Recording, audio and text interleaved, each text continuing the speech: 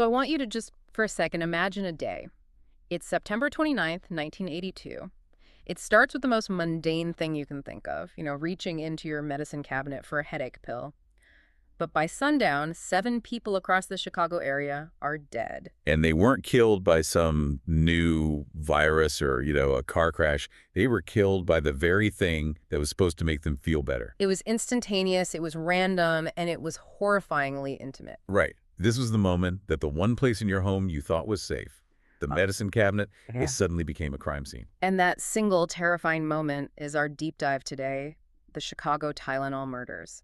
It's an unsolved mystery that it starts as this bizarre medical puzzle and it becomes this massive manhunt. And it ends up being really the single case that changed corporate crisis management and consumer protection forever in America. We're going straight into the sources on this one. It's a seismic event. It really is. I mean, this case is a perfect example of how something so simple, so random, can just create absolute chaos. And the mystery. It starts right away. 6:33 in the morning, Elk Grove Village.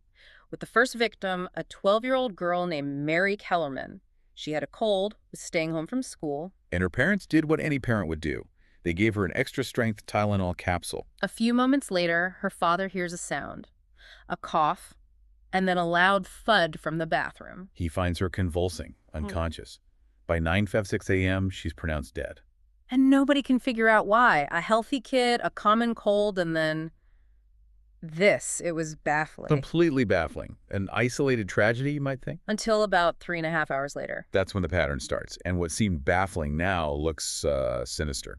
We moved to Arlington Heights, the Janus family. Adam Janus, he's only 27. He collapses at home. The initial thought is a massive, a tragic heart attack. So the family, obviously in shock, they all gather to mourn. And this is where it just becomes a tragedy of unbelievable proportions. Adam's brother, Stanley, he's 25, and Stanley's new wife, Teresa, she's just 20. They're grieving, they're stressed, they get headaches. So they do what anyone would do. They reach for the same bottle of Tylenol that Adam had used earlier. And almost immediately, both of them collapse. Same symptoms. Stanley died right there.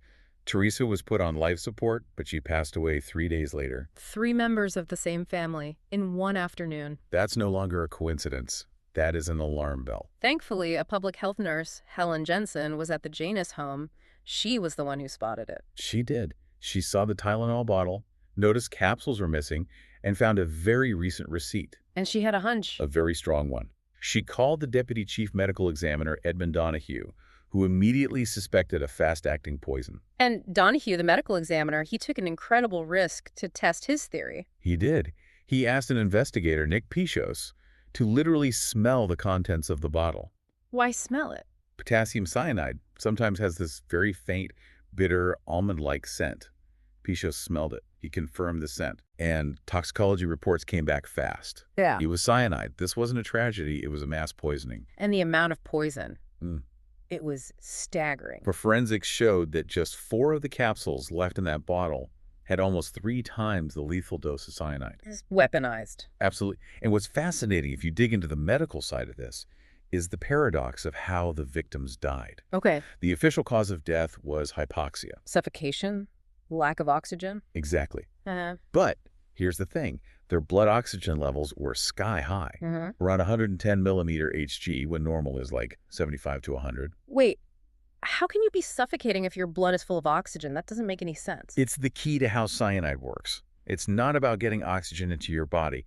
It's about your cells being able to use it. Okay, so the blood is delivering the fuel. Right. Think of your cells as little engines. Oxygen is the fuel, but cyanide gets into the engine, the mitochondria, and it blocks this key enzyme, cytochrome C. And that enzyme is what allows the cell to burn the fuel. Precisely.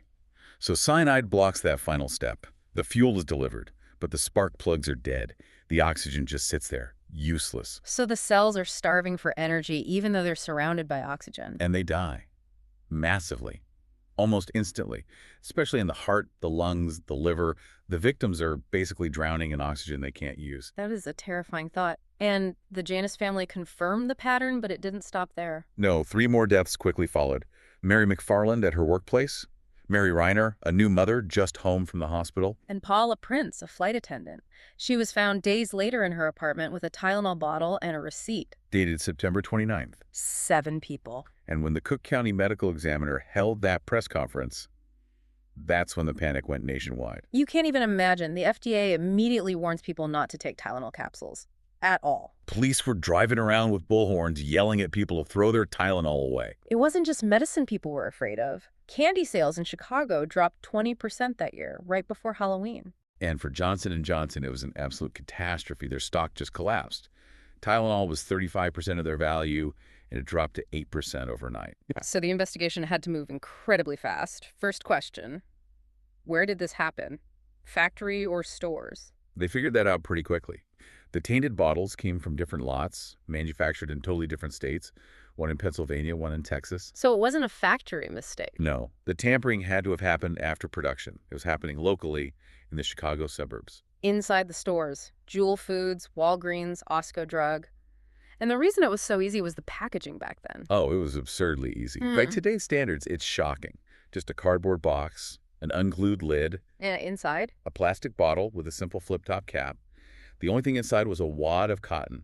No foil seal, no plastic wrap, nothing. So the killer could just walk into a store, take a bottle off the shelf, open the capsules, swap the powder with cyanide, and put it right back. Leaving almost no trace. It was the perfect, low-tech, high-impact crime. But they knew what they were doing with the cyanide. They did.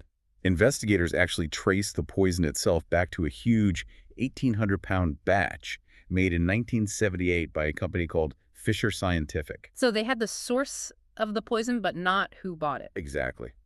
The problem was, back then, detailed shipping records for a substance like that, especially for smaller sales, just weren't kept. The trail went cold right at the factory gate. So the physical trail is cold. The focus shifts to people, to suspects. And despite this being one of the biggest manhunts in U.S. history, no one has ever been charged with the murders. That's right. But two names always come up. The first and the most infamous was James William Lewis. Lewis put himself on the radar. He sent a handwritten extortion letter to Johnson & Johnson demanding $1 million to stop the killings. He was eventually arrested in New York City. His explanation was odd. He said he wrote it as an emotional outburst. Right, partly to embarrass his wife's old boss because he used that company's bank account in the ransom note. And there was this thin motive, this rumor that he blamed J&J for his daughter's death years earlier. A very weak link. He was convicted of extortion, served about 12 years, but they could never, ever tie him to the actual pills. And modern science pretty much closed that door for good. It did. In the 2000s, he provided a DNA sample. Didn't match anything found on the bottles. He insisted he was innocent of the poisonings until the day he died in 2023. So then you have the other main suspect, Roger Arnold. Arnold feels, at least on the surface, a bit closer to the crime. He was a dock worker at a Jewel Osco, one of the stores involved. He was known to be erratic, had a chemistry hobby. And a local bar owner tipped off the police, said Arnold had been bragging about having cyanide. And the connections were there. He worked with one of the victim's fathers. His wife was treated at a clinic right across from the store where that victim bought her Tylenol. He had means, proximity, maybe knowledge, but his story gets even darker. He's connected to an eighth death, but it's not a Tylenol death. That's right. In 1983, he shot and killed a man named John Stanisha. He mistook him for the bar owner who turned him in. So he's convicted of that murder. It shows he's capable of violence. But it doesn't prove he was the Tylenol killer. And just like with Lewis, modern forensics had a say. His body was exhumed in 2010 for DNA testing. Oh. No match. And you hear other names floated, like Ted Kaczynski, the Unabomber, because of his Chicago ties? A very weak link. And he denied it. At the end of the day, after all this time, the case is still officially unsolved. The killer got away with it. They did. But their act, even though they were never caught, it completely reshaped American society. We have to talk about the response to this. Especially the corporate response from Johnson & Johnson. Their CEO, James Burke, his handling of this is, it's legendary. It's what they teach in business schools now as the gold standard for crisis management. Because the instinct for a company when something like this happens is to downplay, to contain it, right? And maybe just recall the product in Chicago. And that was debated. But Burke understood that the trust in the Tylenol brand was shattered everywhere, not just in Chicago. So he went bigger. Much bigger. He issued an immediate nationwide recall, 31 million bottles.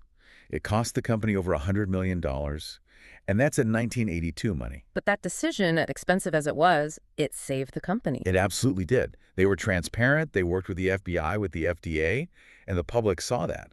They relaunched with new, secure packaging, and within a year, they had their market share back. It proved that integrity could actually be good for business. Exactly. And that corporate action forced a massive regulatory revolution. The FDA moved at a speed you just don't see anymore. No, just weeks after the murders, November 1982, they issued sweeping new rules for tamper-evident packaging. And they gave companies only 3 months to comply. 3 months? That's lightning fast for government. It was an all-hands-on-deck moment for the entire industry. And the changes went beyond just seals on bottles. It changed the pills themselves. Right, because the old powder-filled capsules were so easy to open. So the industry moved to the caplet, that solid compressed pill that's much, much harder to tamper with without leaving obvious damage. And then Congress made it a federal crime. Yes, the Federal Anti-Tampering Act of 1983. Yeah. It put real teeth into the law. And that law got tested because, unbelievably, there were copycats. There were. The most famous case was in Washington State with Excedrin. Sue Snow and Bruce Nichol were killed by cyanide-laced capsules. But this time, they had the law. And they used it. They caught the killer, Stella Nichol Bruce's wife, who did it for an insurance payout. She was one of the first people convicted under the new anti-tampering law, sentenced to 90 years. It's just remarkable when you step back and think about it. Every single time you open a bottle of medicine or a jar of food and you have to break that plastic seal or peel back that foil. Every single one of them. It is a direct legacy of this one, terrifying and unsolved crime from 1982. You interact with the history of this case every day. It completely redefined what consumer trust means. And that really leaves us with this one final unsettling thought. The investigation, it looked at motives, we understand.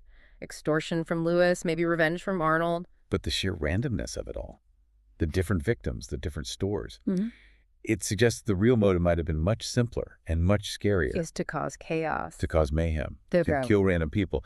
What does it say about our world, the single crime that forced one of the most important consumer safety changes in our history? A change that protects every single one of us was possibly committed by a chaos agent, someone who just wanted to watch the world burn and who at the end of the day got away with it.